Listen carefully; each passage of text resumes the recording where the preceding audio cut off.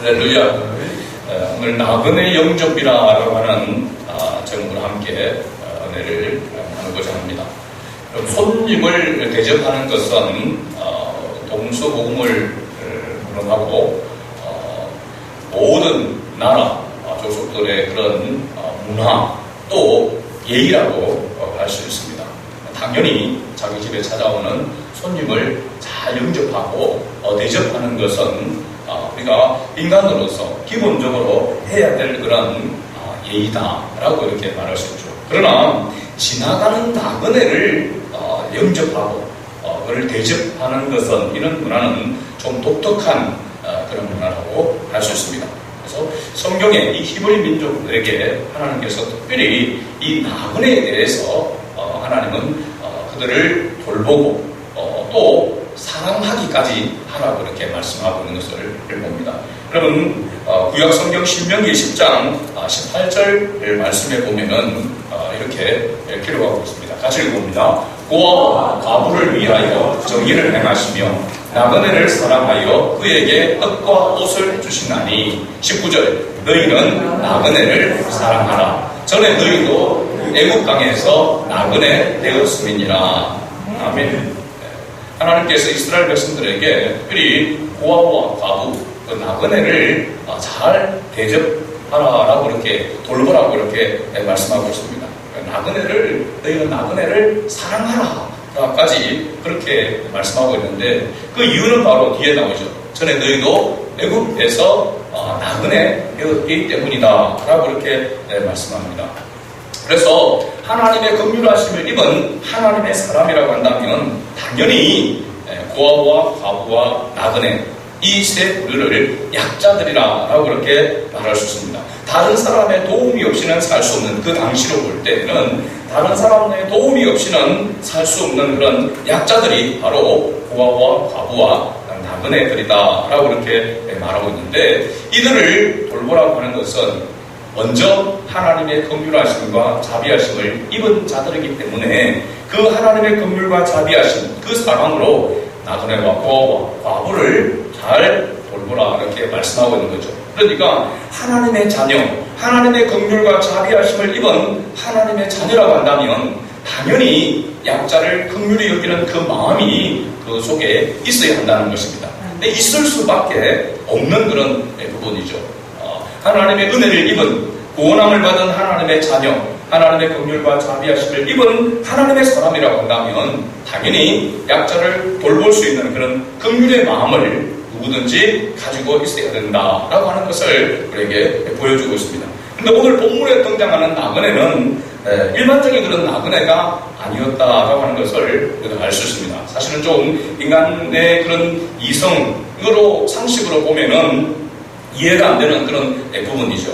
신학적 용어로는 신인동형론이라고 이렇게 이야기합니다. 신인동형론. 어떤 뜻이냐면 하나님을 인간처럼 의인화시켜서 우리로 잘 이해하도록 주어진 표현이라고 정의를 할 수 있습니다. 그래서 하나님이신 분이 사람으로 그래서 이건 인간이 할 수 없는 것이잖아요. 그렇죠? 하나님만이 하실 수 있는 그런 부분입니다. 그냥 단순히 어떤 형상, 어떤 실체가 없는 그런 모습이 아니라 실체가 있고 실제 인간과 동일하게 먹고 마시는 그와 같은 모습이 그대로 나타나 있습니다. 근데 왜 하나님께서 이와 같은 모습으로 역사하셨는가라고 하는 것을 보면 하나님이 하나님의 택한 백성에게 특히 하나님께서 사용하시는 하나님의 사람에게 하나님은 얼마나 친밀하게 또 얼마나 하나님께서 완벽하게 역사하고 계시는가 또 얼마나 하나님께서 사랑하시는가 라고 하는 것을 볼 수 있습니다. 여러분 하나님께서 아브라함에게 찾아오셨고 아브라함과 언약을 맺었습니다. 누누이 계속해서 아브라함에게 말씀하셨습니다. 언약을 다시 갱신하셨습니다. 그런데 우리가 17장에서 보면 아브라함의 하나님께서 좀 더 그 언약이 구체화되는데 눈에 보여지는 언약으로 나타났습니다. 거기서 무엇이었습니까? 할례였습니다. 할례 그냥. 그동안은 피로만 듣는 머리로만 마음에만 생각할 수 있는 그런 언약이었다면 눈으로 가시적으로 보여지는 언약의 징표가 바로 할례의 모습으로 나타난 것입니다. 그런데 오늘 28장에서 보면 하나님께서 직접 인간의 형상으로 나타나셔서 다시 말씀하고 있는 것을 봅니다. 하나님께서 하나님의 언약을, 그 약속을 이루시기 위해서 하나님께서 얼마나 친밀하게 또 하나님께서 더 확실하게 임하시고 역사하시는가라고 하는 것을 우리가 보게 됩니다. 본문을 보면 아브라함이 날이 뜨거울 때에, 옛날 성경에 보면은 정오쯤이라 이렇게 합니다. 가장 햇빛이 뜨거울 때, 이때는 이 팔레스타인 지역에서는 사람들의 왕래가 잘 없습니다. 뜨거울 때는 다 그늘에서 쉬거나 집안에서 쉬게 되어지죠. 주로 저녁에 결혼식도 하고 저녁에 선선할 때에 사람들의 왕래가 더 활발하게 되어지는 그러한 지역임을 봅니다. 그런데 그 중호쯤에 눈을 들어본 적 아브라함이 사람 셋이 맞은편에 서 있는 것을 보았다. 이 사람 셋이라고 하는 것이 어떤 존재였는가라고 하는 것을 보면 13절과 또 16절과 22절, 특별히 그 다음 장 넘어가서 19장 1절 말씀을 한번 봅시다. 19장 1절 같이 봅니다. 저녁 때에 그 두 천사가 소돔에 이르니 마침 롯이 소돔 성문에 앉아있다가 그들을 보고 일어나 영접하고 땅에 엎드려 절하며. 자, 사람 셋이 나타나는데 그 중에 둘은 천사였다라고 하는 것을 이 19장을 통해서 또 13절과 16절, 22절을 보면은 이렇게 확인을 할 수 있습니다. 그럼 한 분은 누굴까요? 한 분은 여호와 하나님을 말씀하고 있습니다. 계속해서 그러면 아브라함이 사람 셋이라고 이야기하다가 뒤에 가서 보면은 여호와께서 이렇게 이게 명칭이 바꿔지는 것을 우리가 볼 수 있죠. 그래서 여호와 하나님과 두 천사가 바로 사람 셋의 모형으로 나타난다라고 이렇게 볼 수 있습니다. 그리고 이런 하나님이심을 또 두 천사인 것을 그러면 아브라함이 알고 이렇게 영접했는가? 아브라함이 영접하는 그 자세를 보게 되어지면 아주 극진히 영접하는 것을 봅니다. 그리고 대접하는 것을 우리가 보게 되죠. 그러니까 아브라함이 이건 좀 특별한 사람이다. 이건 하나님이시다. 또 천사다. 라고 이렇게 생각을 하고 대접을 했는가? 그렇지 않다라고 하는 것을 신약성경 히브리서 13장 1절과 2절에 보면 나타나 있습니다. 같이 봅니다. 형제 사랑하기를 계속하고 손님 대접하기를 잊지 말라. 이로써 부지 중에 천사들을 대접한 이들이 있었느니라. 아멘. 여기에 부지 중에 천사를 대접한 이가 누구였습니까? 아브라함을 말하고 있습니다. 이게 부지중이라고 하는 것은 알지 못하는 가운데라는 뜻이잖아요. 그죠? 그러니까 아브라함이 하나님이신 줄, 두 천사인 줄 알지 못하고 영접하고 대접했다라고 하는 것을 우리가 볼 수 있습니다. 그러면 아브라함이 평소에 아브라함이 나그네를 비롯해서 약자들을 얼마나 잘 돌보았는가라고 하는 것을 우리가 여기서 볼 수 있는 것이죠. 최선을 다하여 그들을 영접하고 대접하는 아브라함의 모습은 바로 하나님의 은총을 입은 우리 그리스도인의 모습과 같아야 한다. 우리 그리스도인의 모습도 아브라함의 이 모습, 이와 같은 영접과 대접하는 그런 자세가 있어야 한다라고 하는 것을 우리에게 가르쳐주고 있는 것이죠. 하나님의 사랑과 긍휼의 은혜를 깨닫지 못한 사람은 아무런 대가 없이 영접하고 나그네를 대접하는 것은 그것도 마음에서 우러나서 그렇게 대접할 수는 없다는 겁니다. 대부분 우리가 대접을 하고 하는 것은 뭔가 나와의 인과관계도 있고 뭔가 또 주고받는 그와 같은 어떤 보상 그런 것들을 생각하면서 대접을 하게 되는데 정말 아무런 그런 그거 없이 보상의 심리 없이 그냥 마음에 우러나서 긍휼의 마음으로 사랑의 마음으로 대접할 수 있는 것은 하나님의 사랑을 덧입지 아니하면 하나님의 사랑을 깨달은 자가 아니면 거듭난 자가 아니면 이렇게 할 수가 없다는 것입니다. 우리가 지금 계속해서 믿음의 조상인 아브라함의 발자취를 따라가고 있습니다. 아브라함의 발자취를 따라가면서 정말로 연약한 어떨 때는 쫄짝구 같은 정말 말도 안 되는 그와 같은 말과 행동을 하는 아브라함의 모습도 보면서 또 한편으로는 아브라함의 성숙해져가는 그런 모습들을 보게 됩니다.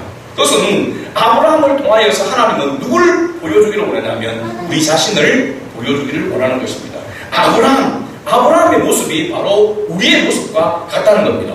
우리가 아브라함과 같이 하나님의 긍휼과 자비하심으로 조건 없는 하나님의 사랑, 편애로 말미암아 우리가 하나님의 자녀가 되었잖아요. 믿습니까, 여러분? 이것이 아브라함이 믿음의 조상이라고 우리가 이야기하는 아주 중요한 내용입니다.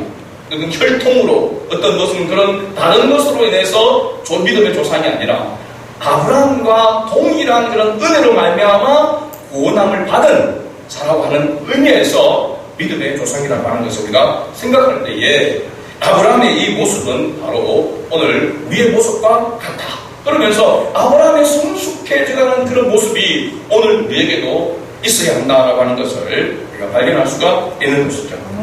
자, 그렇다면 이 아브라함에게 찾아온 사람 셋 여호와 하나님과 두 천사가 아브라함에게 찾아온 목적이 무엇인가라고 하는 겁니다. 그 목적은 두 가지입니다. 첫째는 뭐냐면 아들을 주시겠다는 겁니다. 계속해서 아브라함과 언약을 맺으면서 네 씨로 말미암아 민족을 이루고 그리고 민족을 이룰 뿐만 아니라 그 민족을 통하여 궁극적으로는 메시아가 오도록 하기 위한 그런 약속을 하나님께서 하고 있고, 오늘 7, 8장 본문 후반부에 보게 되어지면 또 하나 아브라함을 찾아온 목적이 바로 뭐냐면 소돔과 고모라를 심판하기 위함이다라고 하는 것을 말하고 있습니다. 먼저 9절 말씀에 그들이 아브라함에게 말합니다. 네 아내 사라가 어디 있느냐? 대답하되 장막에 있나이다. 찾아온 하나님과 두 천사 사람 셋이 가장 먼저 아브라함에게 이야기할 때에 네 아내 사라가 어디 있느냐라고 묻고 있습니다. 왜 이런 질문을 먼저 하느냐면 이들이 찾아온 목적이 어디에 있냐면은 사라를 통해서 잉태하게 될 아들에 대하여서 말해주기 위함이다라고 하는 것을 알 수 있습니다. 여기 장막이라고 할 때에 당시 큰 이런 둥근 텐트를 치고 있는데 그 텐트가 보면은 원룸식으로 된 것이 아니라 그 안에 속에도 그 당시에 보면은 두 공간으로 나누어져 있다라고 합니다. 한 공간은 안쪽으로는 어린 아이들과 자기 아내 여인들이 주로 귀가하는 그런 곳이 있고, 하나는 바깥쪽으로는 손님을 대접하고, 그래서 남자들이 주로 귀가하는 곳, 이 두 공간으로 나눠지는데, 여기 보면은 텐트라고 하는 것이 천이라고 할 수 있잖아요, 그죠? 그러니까 이런 뭐 벽도 아니고, 그러니까 옆에서 하는 이야기 소리가 들릴 수 있는 그런 바로 구조라고 이렇게 봅니다. 그래서 오늘 본문 말씀에 보면은 하나님과 아브라함이 대화를 할 때 그 대화를 누가 듣게 됩니까? 사라가 옆에서 들었다라고 말씀하고 있습니다. 10절에 보면 그가 이르되 내년 이맘때 내가 반드시 네게로 돌아오리니 네 아내 사라에게 아들이 있으리라 하시니 사라가 그 네 장막문에서 들었더라 라고 이렇게 말하고 있습니다. 그죠? 그들이 찾아온 첫 번째 목적은 사라에게 아들이 있을 것이다. 아브라함이 사라를 통하여서 씨를 주겠다, 아들을 주겠다라고 이렇게 말하고 있습니다. 그런데 이 이야기를 들은 사라가 속으로 뭐 했습니까? 웃었다라고 이렇게 말하고 있습니다. 이 웃음은 약간 비웃음의 그런 웃음입니다. 절망하고 포기하고 전혀 가능성이 없는데 된다고 이야기하니까 헛웃음, 약간 비웃음, 요즘 같은 뭐 이런 약간 웃음이라고 할 수 있겠죠. 크게 막 웃는 웃음은 아니지만 그냥 말도 안 된다, 황당하다. 그게 요즘 표현은 헐 같은 그런 표현이라고 할 수 있습니다. 그렇죠? 그래서 사라가 속을 웃었다고 12절에 기록하고 있는데 이유가 분명합니다. 11절에 뭐라고 했냐면 아브라함과 사라는 나이가 늙었고 사라에게는 여성의 생리가 끊어졌느니라. 끊어졌다는 것이 어제 오늘 끊어진 것이 아니라 실제로 끊어진 지가 오래돼서 전혀 생리가 없다는 그런 표현입니다. 12절 뒷부분에도 이렇게 말합니다. 내가 모세하여도 사라의 이야기입니다. 내가 모세하고 내 주인 누굽니까? 아브라함도 늙었으니 내게 무슨 즐거움이 있으리요. 이 말은 한마디로 이야기하면 아이를 갖는다는 것은 절대 불가능하다는 겁니다. 그래서 얼척이 없어 무슨 거죠. 헐 하고 말도 안 된다 이렇게 생각을 한 것입니다. 맞는 말입니다. 인간의 상식과 이성으로는 불가능한 것입니다. 그런데 놀라운 것은 사라가 이 속으로 속으로 한 말이 속으로 하는 거 웃었다 했잖아요. 그죠? 속으로 비웃었던 그 비웃음을 요 하나님께서는 들으셨다는 것입니다. 하셨다는 것입니다. 그리고 보면 우리가 하나님 앞에서 우리의 생각과 우리의 마음 일거수일투족을 하나님은 감찰하시는, 다 아시는 하나님이시다. 그래서 하나님 앞에 우리가 숨길 게 감출 것이 없다라고 하는 것을 우리는 항상 인식해야 됩니다. 하나님은 모든 것을 다 아시는 전능하신 하나님이시다라고 하는 것을 항상 우리는 기억해야 됩니다. 하나님이 전능하신 하나님이라는 것을 잊어버리는 순간 하나님에 대한 경외, 힘이 무너지게 되는 것입니다. 여러분, 그러기에 아브라함이 99세 때에 하나님께서 아브라함에게 나타나셔서 하신 자기를 뭐라고 했습니까? 나는 어떤 하나님이시라? 엘사다이, 전능하신 하나님이시라 했습니다. 사람들이 할 수 없는, 인간이 할 수 없는 것을 할 수 있는, 인간의 상식과 이성을 뛰어넘어서 모든 것을 하실 수 있는 분이 하나님이시다라고 하는 것을 먼저 말씀하셨잖아요. 14절에 보면은 여호와께 능하지 못할 일이 있겠느냐.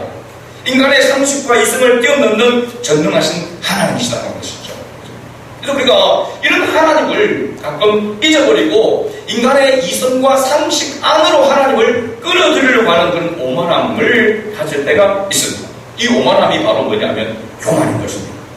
하나님을 하나님으로 바로 알지 못하는 것이 무지인 것이고, 그 무지가 죄라고 얘기했습니다. 내 백성이 무엇이 없어서 망하는도다?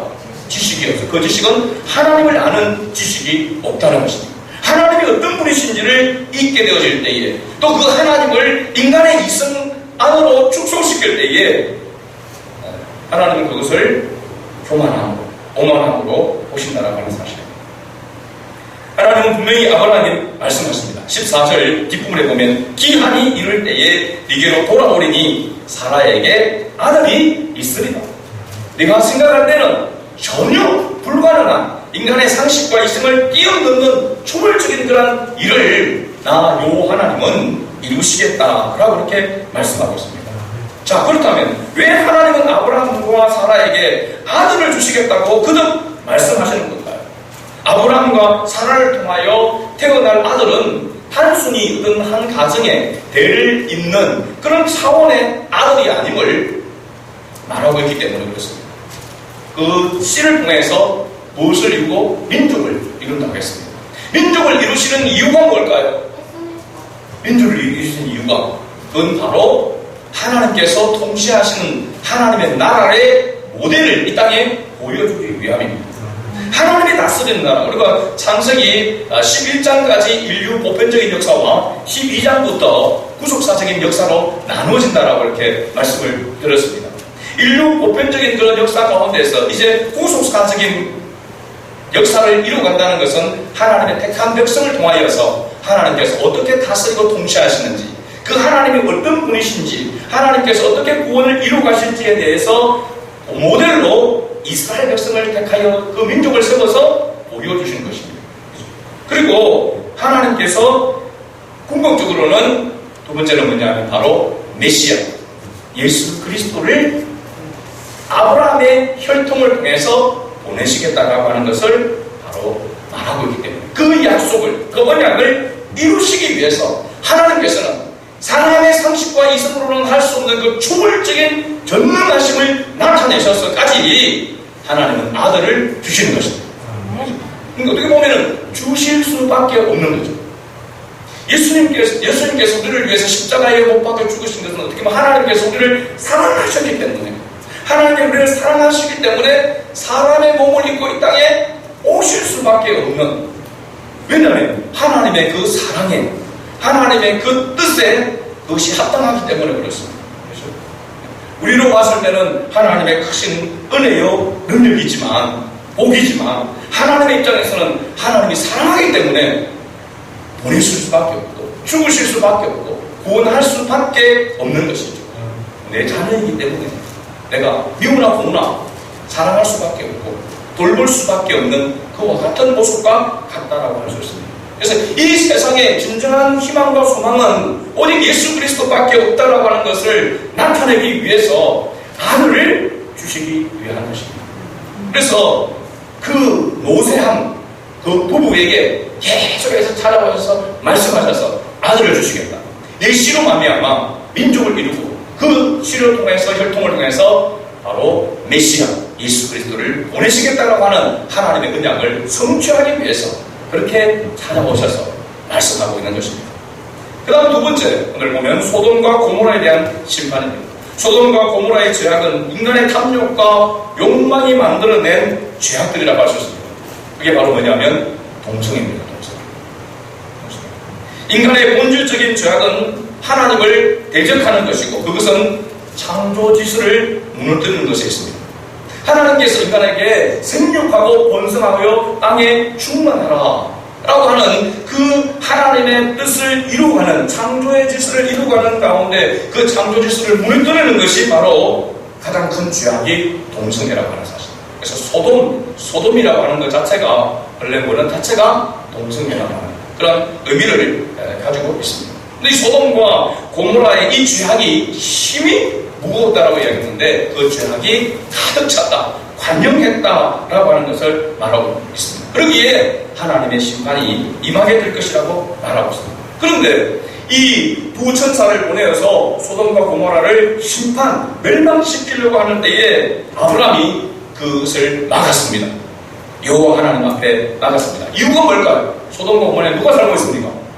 바로 자기 조카 롯의 식구들이 거기에 살고 있기 때문에 아무래도 적어도 그 소돔과 고모라의 죄악이 가능했다라고 하는 것은 알고 있지만 그래도 적어도 자기와 함께 갈대아 우르에서 부름을 받아서 나온 이 롯까지 멸망시키지는 않을 것이다. 롯의 가정 식구들까지는.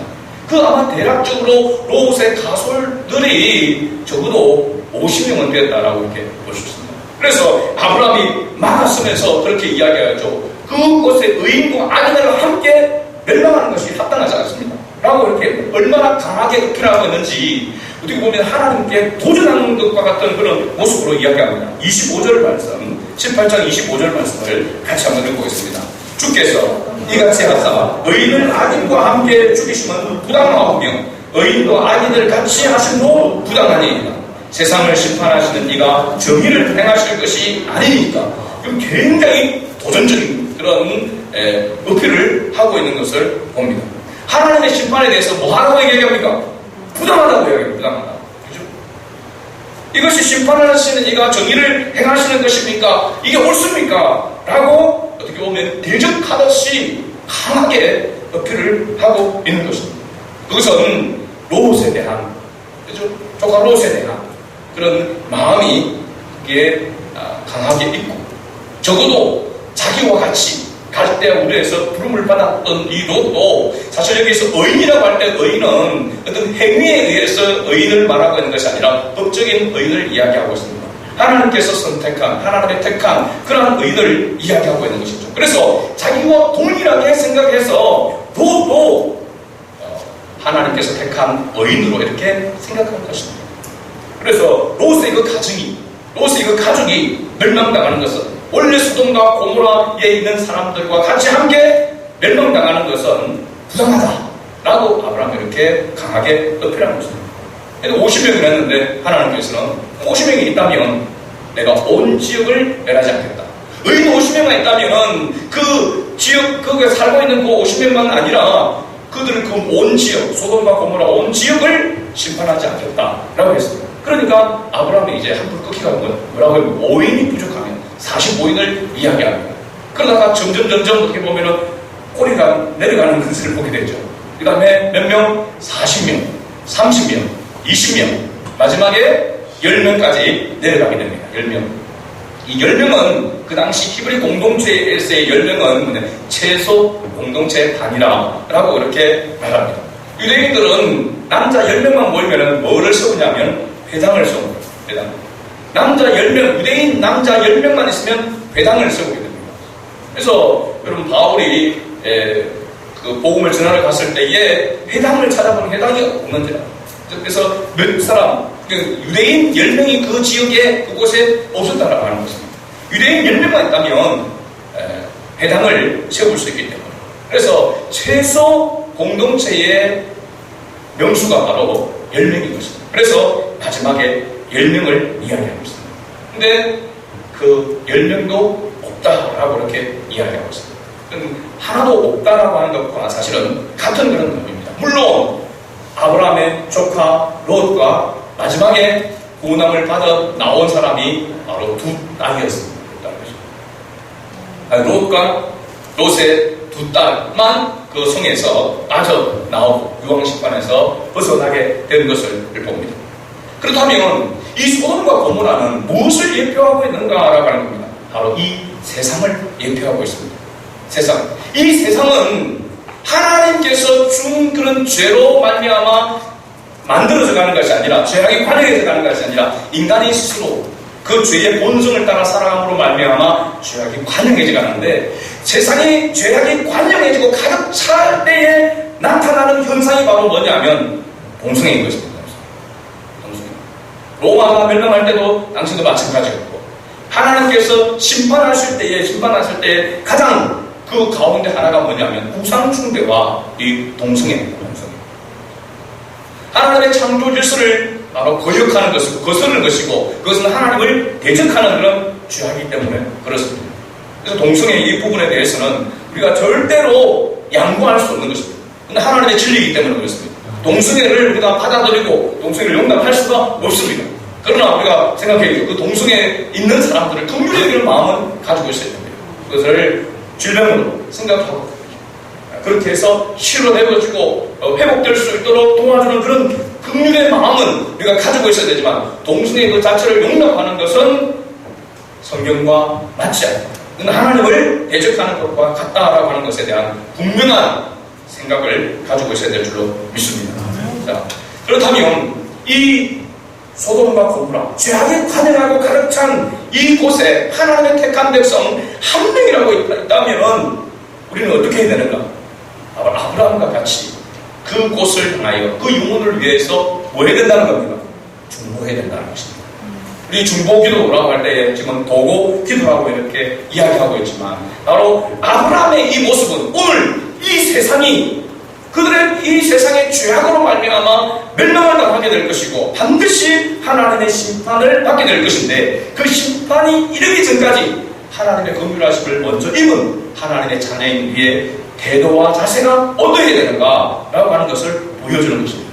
바로 아브라함의 이 모습이 한 영혼을 향하여서 하나님 앞에 강하게 어필하고 있는 이 모습이 바로 우리의 모습이 되어야 된다는 사실입니다. 영혼을 사랑하는 그런 마음, 영혼을 긍휼히 여기는 마음, 이 마음이 우리 안에 다시 회복되어야 될 줄로 믿습니다. 여러분, 우리가 하나님 나라에 대하여서, 구원에 대하여 이 가치를 잊어버리게 되니까 아이고 그냥 그 영혼 구원에 관해서 기도하는 그런 일들, 또 기도만 하는 것이 아니라 우리가 대접하고 섬기는 그런 일들을 우리가 게을리 하고 있는 그런 모습이 우리가 발견하게 됩니다. 마지막 때에 가면 갈수록 사랑이 식어갈 것이라고 했습니다. 그래서 사람들은 자기를 사랑하고 물질을, 돈을 사랑하기 때문에 다른 사람을 돌보고자 하는 그런 마음이 점점 사라져가고 있는 시대 속에 될 것이다라고 말하고 있습니다. 그리고 사람들은 짐승과 같이 본능을 쫓아서 살아가는 그런 시대가 될 것이라고 성경은 분명하게 말하고 있습니다. 이럴 때에 우리 그리스도인들은 어떤 태도와 자세를 가져야 되는가? 바로 아브라함과 같은 모습을 가지고 하나님 앞에 엎드려야 한다는 사실입니다. 영혼을 사랑하는 그런 마음, 이것이 우리가 끝까지 이 땅에서 붙들어야 될 그런 사명이고, 또 하나님의 자녀로서의 책임과 의무인 줄로 믿습니다. 예수님께서 이 땅에 오신 목적이 무엇이며, 또 예수님은 이 땅에서의 나의 양식이 뭐라고 했습니까? 힘을 얻는 에너지, 그 양식이 무엇이라고 했습니까?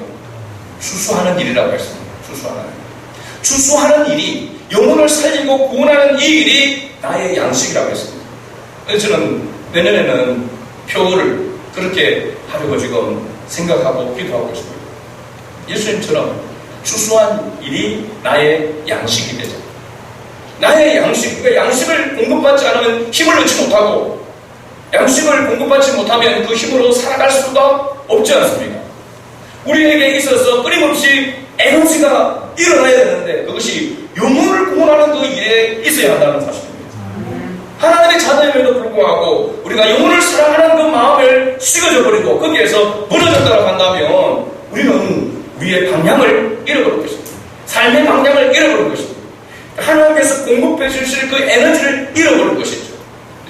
여러분 남편을 위해서, 여러분 가족을 위해서 얼마나 기도하고 있습니까?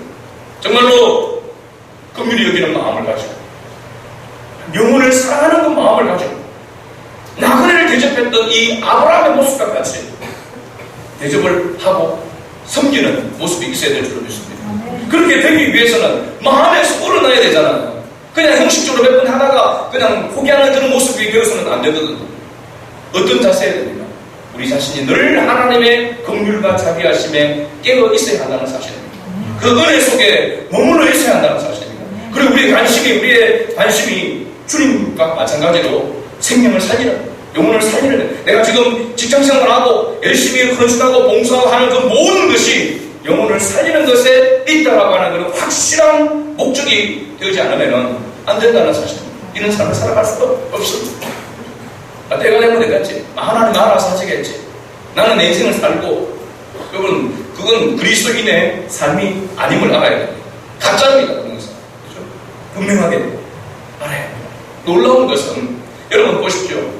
아브라함과 사라가 하나님께서 그들이 생각으로, 상식으로, 이성으로 생각할 때는 도저히 그들에게 받아들일 수 없는 그런 약속을 듣고 속으로 오셨다고 했습니다. 여러분, 복음을 들을 때에 많은 사람이 그 복음을 듣고 어떻게 합니까? 비웃습니다. 예수를 믿으면 죄의 용서를 받고 하나님 나라가 비웃습니다. 그러나 복음을 깨닫고 나서는 어떻게 바뀌어집니까? 진정한 웃음으로 바뀌는 것입니다. 여러분, 아브라함과 사라를 태어난 이삭의 이름의 뜻이 뭡니까? 웃음입니다. 웃음. 이 웃음은 비웃음이 아닙니다. 확실한 웃음입니다. 진정한 웃음이라고 하는 것을 알 수 있습니다. 복음을 깨닫는 자들에게는 처음에 비웃다가도 나중에는 진정한 웃음으로 바꿔지는 것이 하나님의 능력인 것입니다. 그래서 가만히 생각을 해보니까 하나님의 이 전능하심, 인간의 힘으로는, 인간의 능력으로 할 수 없는 이 구원에 관련된 이 일에 있어서는 하나님은 반드시 하나님의 전능하심을 나타내신다는 사실입니다. 성경을 보면 하나님께서 어떤 일에, 주님께서 어떤 일에 기적을 베푸시는가를 보면은 구원과 관련이 있을 때입니다. 그래서 교회도 하나님의 나라를 위해서 쓰임받는 교회, 영혼을 사랑하는 그런 마음을 가지고 있는 그 교회에는 하나님 반드시 기적을 베푸시는 것입니다. 가정에도 마찬가지입니다. 그냥 일상적으로 우리가 하나님의 전능하심이라고 생각할 때에 빌립보서에 있는 것처럼 비천에 처할 수도 알고 풍부에 처할 수도 아는 그 모든 것에서 자족할 수 있는 그런 능력도 하나님이 주시는 능력인 줄 믿습니다. 그러나 하나님의 특별한 능력을, 그 전능하심을 나타낼 때는 언제냐면 구원을 하는 때입니다. 그래서 우리가 영혼을 위해서 기도하고 섬기고 나아가면 하나님의 전능하심을 보게 되는 것입니다. 지금도 성경의 현장에서, 복음을 전하는 현장에서 하나님은 인간의 이성과 상식을 초월해서 역사한다는 사실입니다. 그리고 보면 우리가 어디에 초점을 맞추고 무엇을 위해서 살아야 할지를 이렇게 분명히 가르쳐주고 있습니다. 이 어려운 시대에, 이 혼탁한 시대에서 하나님의 그 능력을, 하나님의 전능하심을 맛볼 수 있는 그 길은 바로 주님의 관심에 우리의 관심을 두는 것입니다. 그래서 우리가 정말로 주님께서 우리를 영접해서 우리를 하나님의 자녀 삼아주신 같이 그 긍휼하심과 자비하심을 입은 우리가 한 영혼을 영접하는, 대접하는 그런 삶을 우리가 살아감으로 말미암아 하나님 앞에 주님이 기뻐하실 때 우리가 같이 함께 기뻐할 수 있는 그런 은혜가 우리 모두에게 있기를 주의 이름으로 축복합니다. 아멘.